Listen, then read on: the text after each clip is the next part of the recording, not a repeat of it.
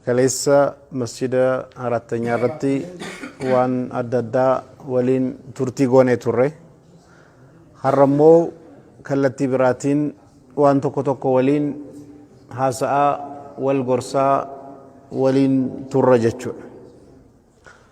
Wannan har'a xiyyeeffadhee ergaa isinii dabarsuu barbaadu mata duree irra caalaa waa'ee tokkummaa ta'a. Tokkummaan akkamitti garaagarummaan dhufarraa kaasee tokkummaa akkamitti namni utuu tokkummaa barbaadu bakka kamirratti akkam wal akka kaallafillee baruu wallaaluudhaan haala adda addaatiin garaagarummaan hin argamu. Rabbiin qur'aana keessatti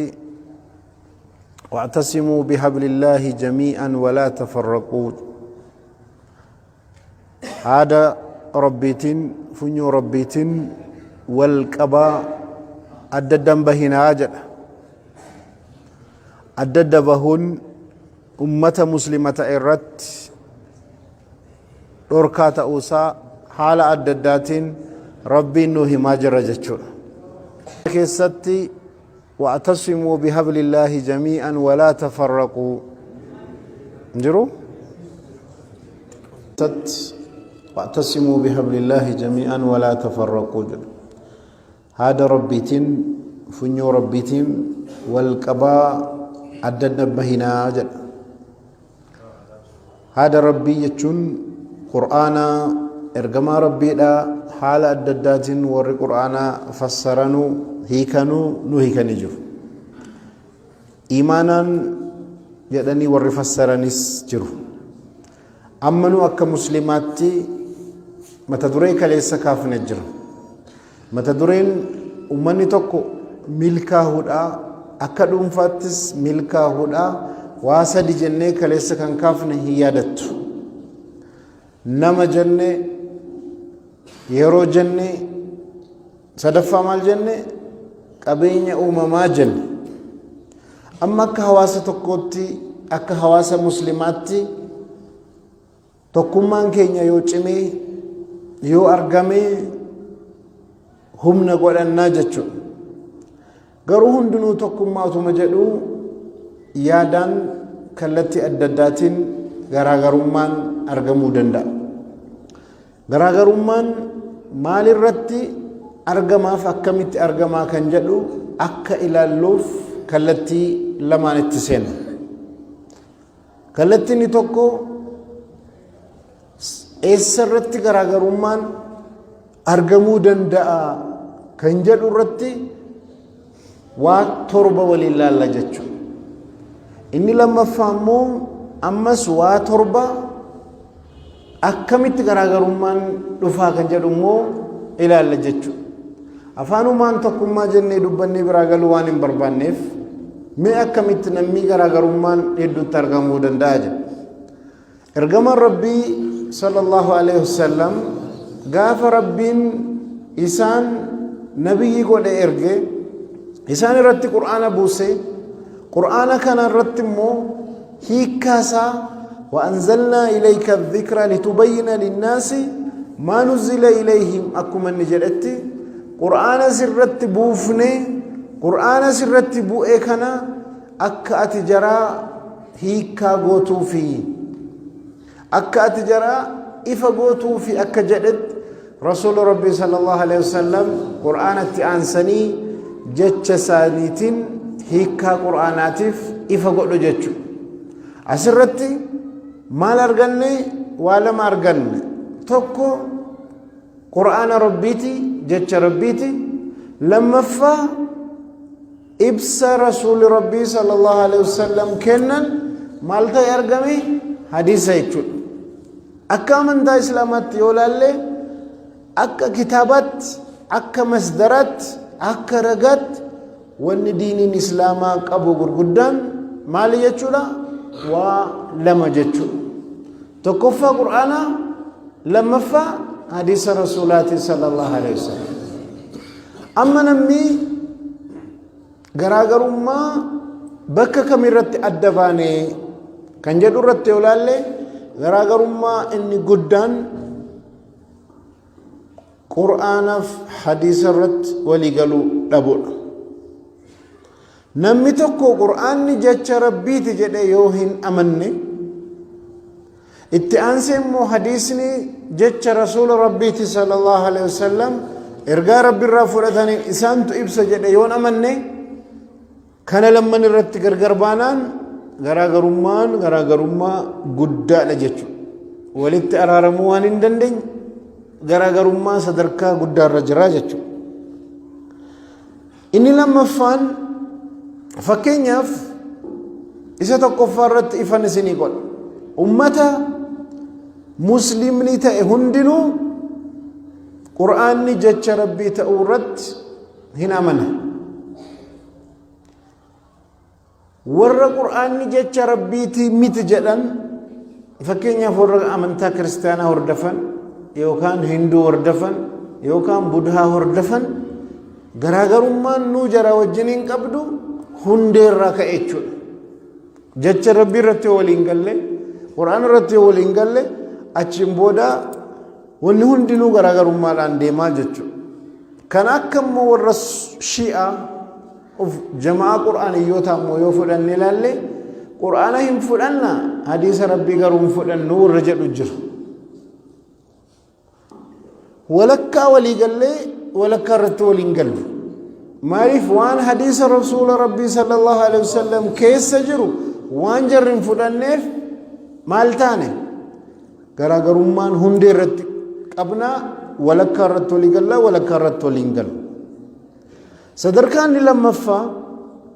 eega qur'aanaaf hadiisa irratti walii gallee booda masdara irratti eega walii galleen booda islaamuma jechuun maal jechuudha kan jedhu marhalaa lammaffaa irratti garaagarummaan argamuu danda'a. Islaamni eessaa fudhanne waa islaamaa qur'aana keessa hadiisa keessaa. Islaamni maali jedhe yoo nan isin gaafadhe ragaa eessaa fuutanii natti himtu? Qur'aanaaf hadiisa keessaa miti. Islaama jennee kan nu amanaarru qur'aanaaf hadiisa keessaa bahe jechuudha. Amma as warra jirtan nama 10 fuudheetan mee islaamni maali yoon jedhe tokko ka'ee arkaanul islaamii jedhe waa'ee arkaanaa dubbata. Kaan immoo islaamni maali jennaan islaama kan jedhu jechisa hundee jecha silm salaam jedhurraa dhufe jedhe hundee isaa dubbachuu danda'a. Kaan islaamni maali jennaan immoo ergamaa rabbiitti rabbiin akka nu hordofnu kan nu ergee jedha. Kaan immoo inna diina inda Allahi islaam jedhee nutti himu. Kaan immoo ومن يبتغي غير الإسلام دينا فلن يقبل منه جاءين التم. أما إسلام مالي كان جلو لما كنا نقافنا كنا نوانا الددادي بس توكو خلتي ربي برت إسلام نفرتمو أكاك أبو نتم توكو أركان سانو التم. كان مو جتش مال الرا مد إسلام ومجتش جلو كان جلو نتم. إسلام مالي جنان توكو إسلامني شاملا وهندك أبتيرا جلين التم. كان مو إسلام يجون صلاة مكانا أركان شنني وانبران كبو جلين التم برباد. إسلام تكون مالي جنان نمني إسلام تكون مالي كان جدورتي أكا إساقلين كتاب الرا سنة الرا وربته أكا إساقلين مو أكا نتفهمين الددبه. garaagarummaan lammaffaa islaamumti maalii kan jedhu irratti khilaafa argamuu danda'u jechuudha. Sadaffaa islaamni maalii kan jedhu irratti eeguma walii galleen booda maaltu dhufa? Ittijaaha dhufa. Yookaan immoo ingiliffaadhaan paraadaayim jedhu. Ittijaaha nu ittiin fahamnee ittiin sochoonu. Tokko islaama eeguma jedheen booda xiyyeeffannaan islaama keessaa kennu bakka guddaa waa'ee aqiidaa ta'a. Islaamni waa'ee siyaasaa dubbata dheessi siyaasa mashguulan ta'u. Kaan immoo waa'ee akhlaaqaa irratti xiyyeeffata. Kaan immoo islaamni khilaafaa qabdi waa'ee khilaafaa san irratti xiyyeeffata. إسلام أيقوم جالنين بودا إسلام كيسا وبكا ويرت تيفنا قولاني كرانو تديمنو جل كان إسلام كيسا بلغوا أني ولو آية وانجلمف وجين سا قدان تيفنون سا قدان تبليغة تعيشو إرقا كان دبرسو كان إمو أكيدا لا جل أكيدا رت تيفت قروا إسلامنا أكيدا قفسمتي أخلاق قفسمتي تبليغ يوغان دعوة قفسمتي إسلامني قوتولا قروا حالنا ماران دندتي رهتو يروران هتو فديران هتو جهة كرة تيفت اتجاه وي قبت أما اتجاه ايقا قبت بودا انجلي فارام بارادايم جني كم فلنو أفرفا مال تدفا استراتيجي توفتا اتين ديني خدمن الرد غراغرو ما نمس دفو دندا ورما عقيدة رد تيفتو رد استراتيجي اتين ديمنو غراغرو ما نرغمو دندا ورما دعوة جد تبليغ جد رد توفتان جرد ديمنو أددت أودندا ورما أخلاق جد واي صوفياف سلوك رد تيفتو طريق نجر ديمنو أددت أودندا أندم توجه سلفيا يوفلن الدنيا رتي جماعة مذهب سلفا وردفو قبل جلو يوبجت جماعة غير سغلي جرا غوس سغلي هندنو سلفا وردفنا غرو استراتيجي رانا ددبو توكو سلفيا جماعة أمتي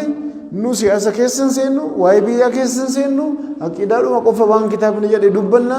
كان جد دي مجر كان مو وان سلفيا جدي سلفيان سن قبسو مشاوراناتين جهادك أبو وردبت السجر حالات دداتين منهج سلفا وردفنا والرجل أما واي جماعة دبت الرواي منهج سلفا متي سيني قاليرا منهج سلفا وان خلافة قبو متي وردفو الآنس الرديمو الآنس دركم garuu namni sammuusaa keessatti manhajni salafaa kana jedhee namichi waan amanu an manhajni salafaa kana jedhee amane sheekh baluun kana amanani kan amane hundinuu manhaj salafaa akka jaraagaletti amanan sini galeera achirratti khilaafni dhufuu danda'a meeqaffaa lakkoofne afur shanaffaa karoora yeroo gabaabaa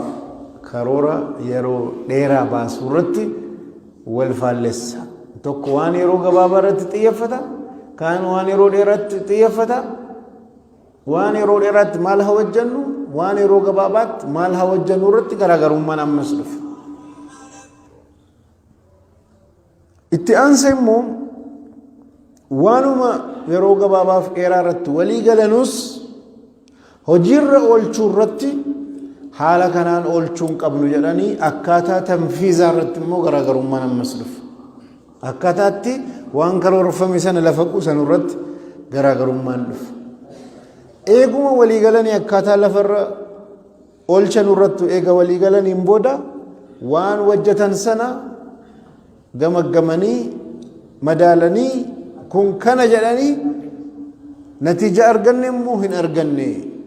wanni kun nu deemsisa moo nu deemsisu kan jedhu evaluation irratti qorannoo irratti ammas garaagarummaan dhufa torbaffaa qorannoo irratti walii galanii natiija irratti walii galanii maaliin kana sirreessina irratti ammoo khilaafni dhufa amma ummata islaamaa keessatti yoo laalle waan torban kana irratti khilaafni argameera jamaa tokkoon hundee irratti wal khaalafni يوكي حديث ديد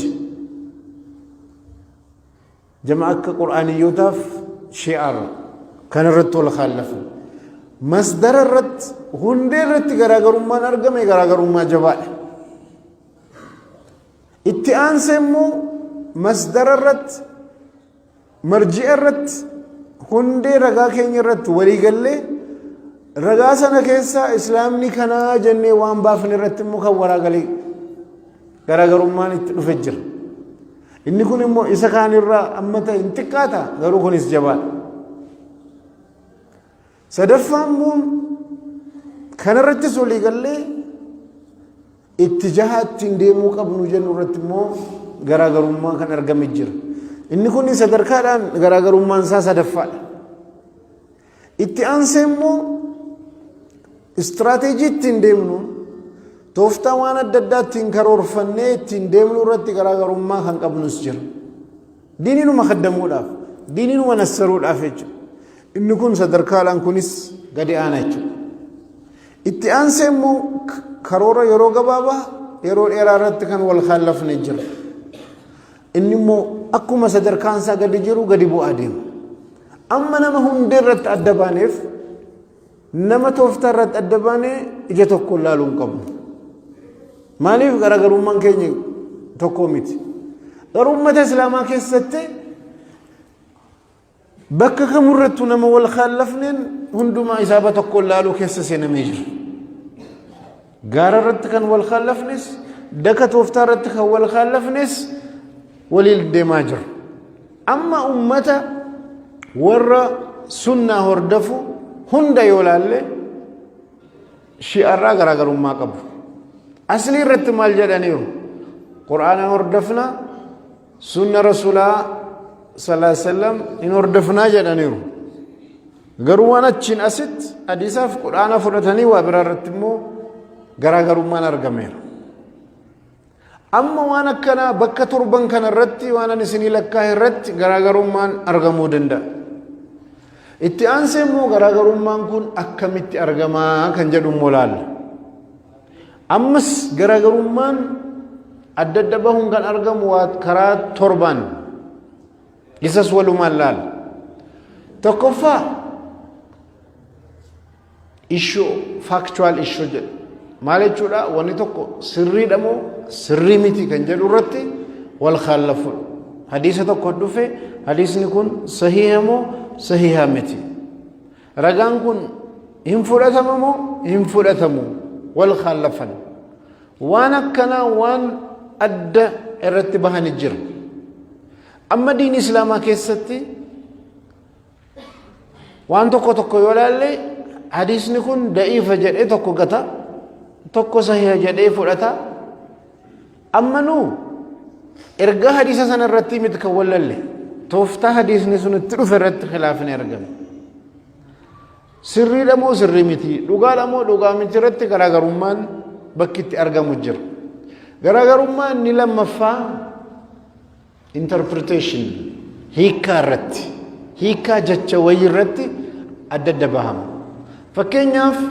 الرحمن على الأرش استوى آية جدو قرآن رتلا ما ني خلافني أسرت جرو يو جنة ديمي كلمة استواء جت مال جت شودا دبين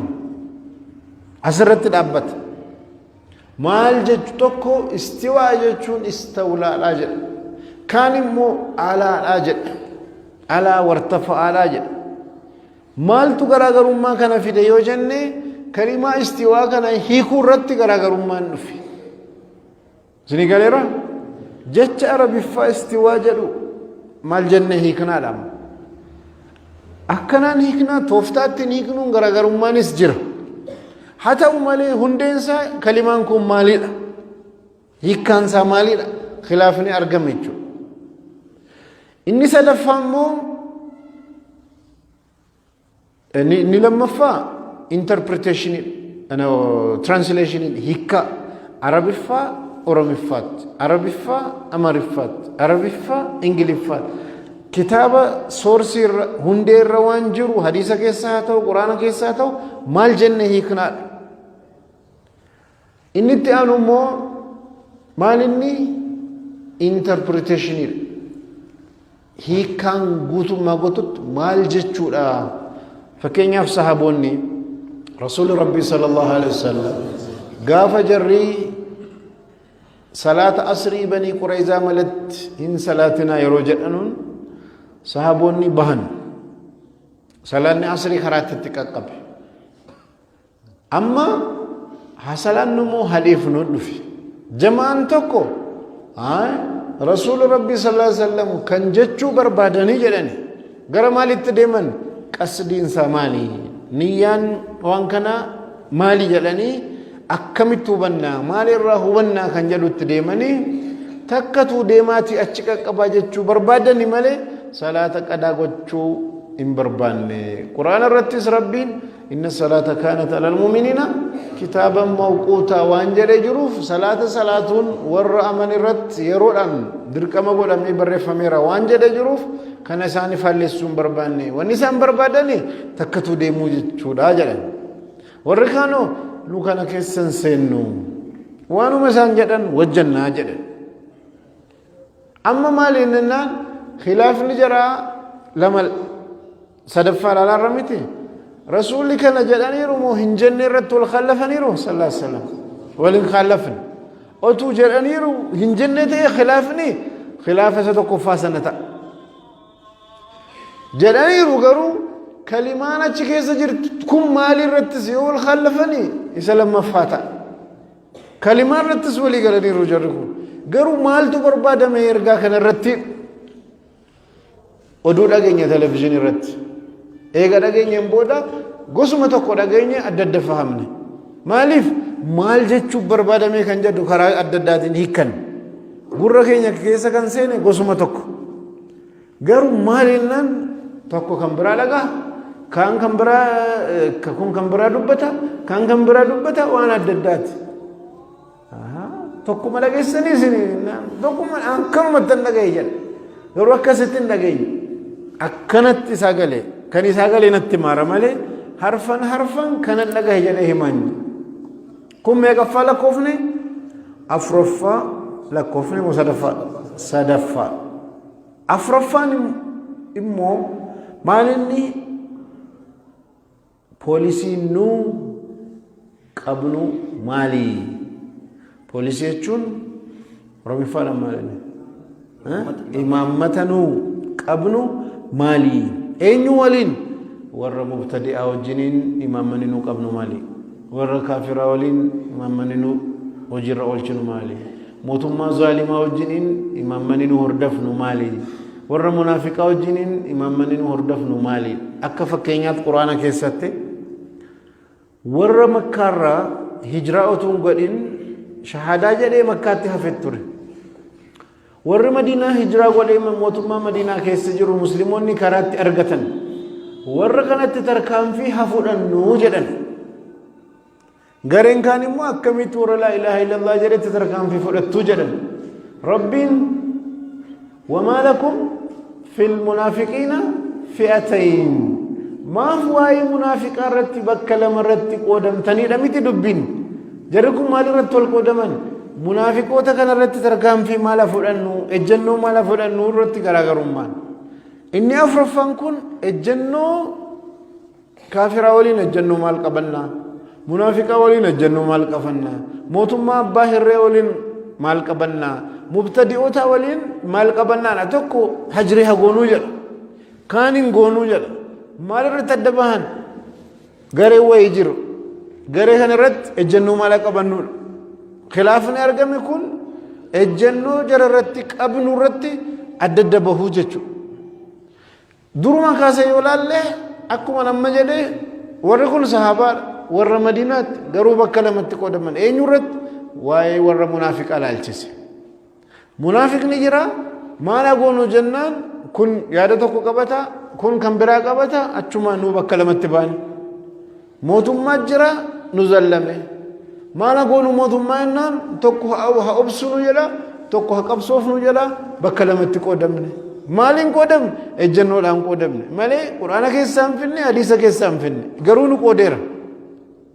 waan akkanaa irratti ejjennoo nu kaafirootaa waliin munaafiqootaa waliin mubtadi'ootaa waliin jamaa hedduu jiru waliin ejjennoo maal haa qabannu irratti khilaafni argame jira afuraffaa lakkoofne miti shanaffaan immoo qiyam yookaan oromiffaadhaan duudha miti duudha jedhamu fakkaata amaariffaadhaan isseet duudha jedhanii hiikanii afaan oromootti amma maal jechuudha nu waan adda addaa irra keenye kan itti madaallu jechuudha qiyama hordofuu qabna qabachuu qabna jennee akka duudhaatti kan irra dhaabbannu value kan jennu sana maalidha amma namoonni tokko tokko waan adda addaatiif value kennu bakka kennu amma fakkeenyaaf